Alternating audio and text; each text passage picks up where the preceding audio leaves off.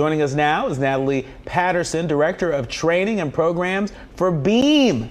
Thank you so much for being here on FOXSOUL's Black Report. You're just beaming in. I know. Look, I know. Look, you look beaming. I know. I was gonna say she's looking like just to be a light. Guide us, Natalie. All right. Indeed. Before we get started, let's define what BEAM is. Tell us all about it. What it stands for. Okay, well, we are the Black Emotional and Mental Health Collective. We are a national grant-making, movement-building, and training institution. We are dedicated and committed to the healing, wellness, and liberation of Black and marginalized folks. We love that. Snap we for love that. Snap we love that. We love it. We love it. Well, moving along, we want to ask you: Is loneliness a form of a mental health issue, or is it something else? Well, first, I think it's important to just name that every single person has mental health. Mental health really includes your emotional, your psychological, and your social well-being. It affects how we think, feel, and act, right? So that's really a lot of things, and also includes how we handle stress. And so loneliness absolutely can impact our mental health outcomes, for sure. Yeah. So why is it important to continue to change the stigma around mental health? I really think that it's important because when I think of the folks that I know and love, and I'm sure the folks you know and love, we want folks to be treated with dignity, to be supported when they need help, and not to be filled with shame, right? And so the only way that we can do that is to destigmatize mental health, to talk about it actively, and to really learn how to support each other. I really appreciate what you're saying about shaking loose that shame, because it can really paralyze us. And prevent us from being, the highest truest expression of ourselves. And so with May being Mental Health Wellness Month, how can individuals develop a healthy self-care habit? And we know when we develop healthy self-care habits, that leads to healthy community care habits. But tell us, how do we start? Well, I think really it's important to name that we already have coping strategies. There's things that each of us do already. And it's also really important to acknowledge that there's probably some other things that we could be doing better, right? We know on days when we're specifically low, getting outside is helpful to us, right? Being in community, talking to people who love and support us. I do things like breath work, right? Focusing on my breath. It's a small thing that every single person can do, right? I get massages. I use the feelings wheel, which is a tool that's on our website. That is an opportunity really just to name and claim that we have feelings. We're impacted by them, and then have the opportunity to make choices about how we want to proceed once we acknowledge that we do have these feelings. Yes, massages. Even if it's a quick 10-minute, I need more than 10 minutes. I know I need about a good hour and a half or so. But even if it's just a quick 10-minute, quick one where you sit in the chair, or if you have this long, drawn-out a massage for sure. All right. So as a mental health advocate, how do you keep yourself motivated? Heavy is the crown. And what is Black Healing Remixed? What is that all about?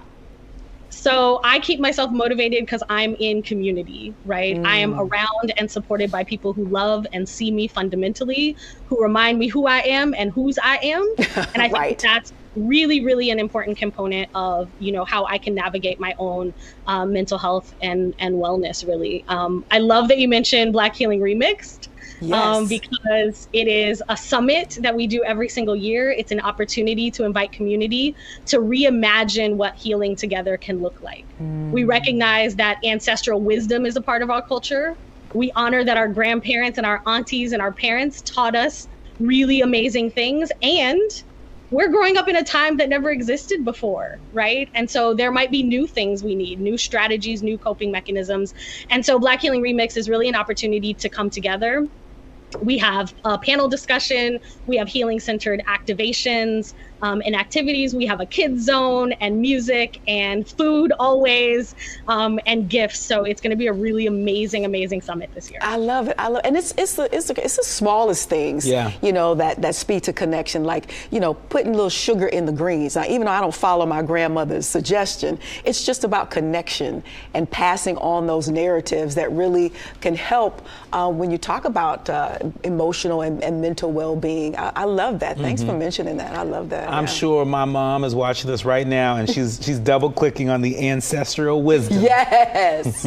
She is very much teach them well, let them lead the way, as the great Whitney Houston would say. So tell us, how can people stay connected to Beam and register to attend Black Healing Remix? That is a party with a purpose. Catch a flight. I mean, it is absolutely a party with a purpose. We have some amazing, amazing folks that will be in the house with us. You can stream it digitally and or show up in person in Los Angeles.